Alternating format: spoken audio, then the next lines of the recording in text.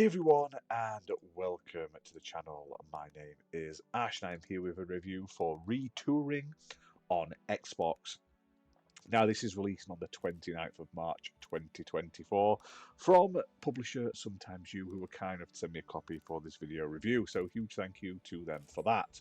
Now, there's going to be two versions. There's going to be an Xbox One and an Xbox Series X and S version. I think they're priced at £8.39, or if you pre-order them, you can get 20% off. So they're about £6.71. Each game is basically the same, although one is optimized for Series X and S with slightly improved like visuals and stuff like that, better resolution, better frame rate. The game itself, though, is exactly the same, but it does mean you can get 2,000 gamer score basically instead of the one, so you can stack that up, which is nice.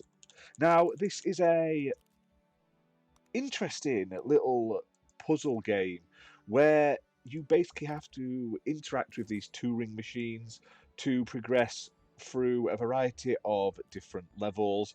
You're basically playing as this character and you're exploring this abandoned Luoni Energy Competence Center.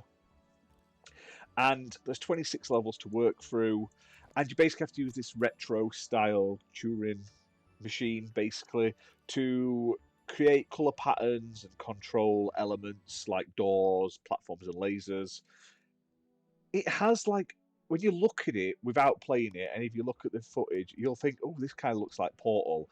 And I suppose in the terms of like testing facility, it kind of is.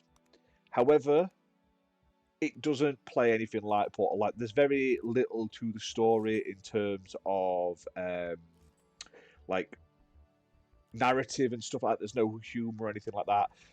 The storytelling is sort of told through like the environment, picking things up, finding things and stuff like that in between the puzzles, which is nice.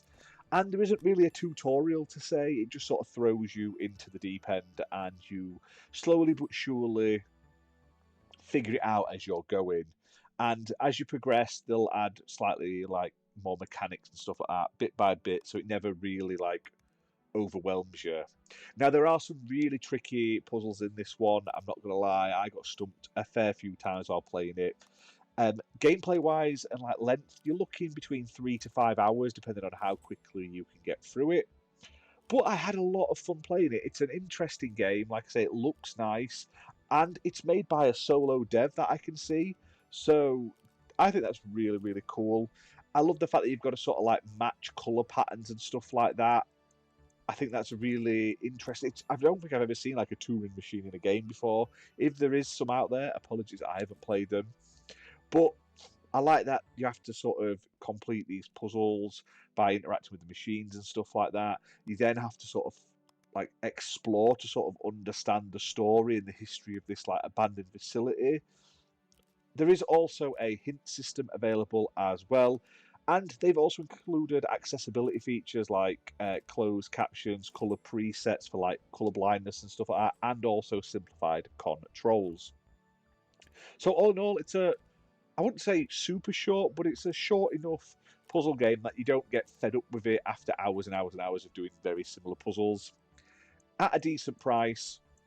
And like I say, stackable achievements for you achievement hunters out there. So hit that like button, guys. Hit subscribe.